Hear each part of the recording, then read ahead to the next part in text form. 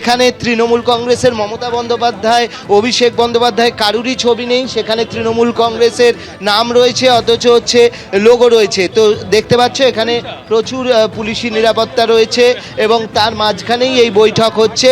বৈঠক এখনো অবধি যেটা বলা হচ্ছে যে বৈঠক চলছে। এমএলএরা, আমরা দেখতে পাচ্ছি যে এমএলএরা আস্তে আস্তে বেরিয়ে আসছেন। এমএলএরা এখানে এমএলএদের যে গাড়ি, সেই গাড়ি আমরা দেখতে পাচ্ছি, সেই এমএলএদের গাড়ি এখানে রয়েছে, সেই গাড়িগুলো কিন্তু আস্তে আস্তে বেরোচ্ছে। সুতরাং যে বিদ্রোহ সর্বোচ্চ স্তরে, সংসদ স্তরে আমরা দেখেছি, সংসদরা তারা গিয়েছেন এনসিপিআইতে, কিন্তু যারা ঋতব্রত বন্দ্যোপাধ্যায়ের নেতৃত্বে যারা রয়েছেন তারা আসল তৃণমূল এই দাবি তারা করে আসছেন এবং সেই অনুযায়ী এই আসল তৃণমূল দাবি করা ঋতব্রত বন্দ্যোপাধ্যায়দের তারা কিন্তু এখানে আসছেন। আমরা দেখতে পাচ্ছি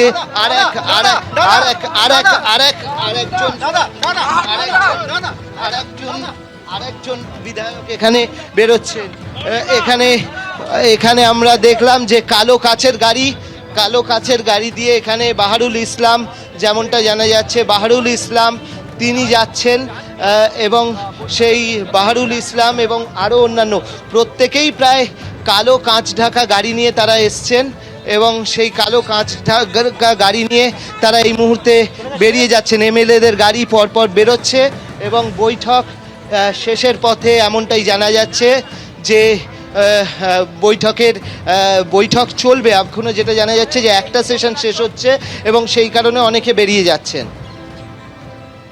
বেশ অর্ণব, তুমি আমাদের সঙ্গে থাকো। আবারও যে ছবিটা আপনাদের সামনে তুলে ধরছি, এই ছবিটা হচ্ছে নভোটেলের ভেতরের ছবি যখন বৈঠক চলছিল। এই বৈঠক সেই সদ্য প্রাক্তন তৃণমূল কাউন্সিলরদের নিয়ে বৈঠক করছেন একেবারে বিরোধী দলনেতা ঋতব্রত বন্দ্যোপাধ্যায়, যেখানে বিদ্রোহী বিধায়করা সেখানে উপস্থিত রয়েছেন। তবে এখানে যেরকম আমরা কিছুক্ষণ আগে আমাদের প্রতিনিধি জানালেন, একদম জাভেদ খানের পিছনে উপস্থিত রয়েছেন প্রাক্তন পরিবহন মন্ত্রী স্নেহাশিস চক্রবর্তী, এখানে উপস্থিত রয়েছেন অসীম বসু, জুই বিশ্বাস, তারক সিং থেকে অনেকে আজকের এই বৈঠকে উপস্থিত রয়েছেন। এই বৈঠক প্রায় শেষের পথে বলেই খবর পাওয়া যাচ্ছে। তবে যে চিহ্ন অর্থাৎ যে ছবি আগে দেখা যায়নি, অল ইন্ডিয়া তৃণমূল কংগ্রেস লেখা রয়েছে, কিন্তু সেখানে মমতা বন্দ্যোপাধ্যায়ের ছবি নেই, কিন্তু তৃণমূলের প্রতীক চিহ্নটা সেখানে রয়েছে।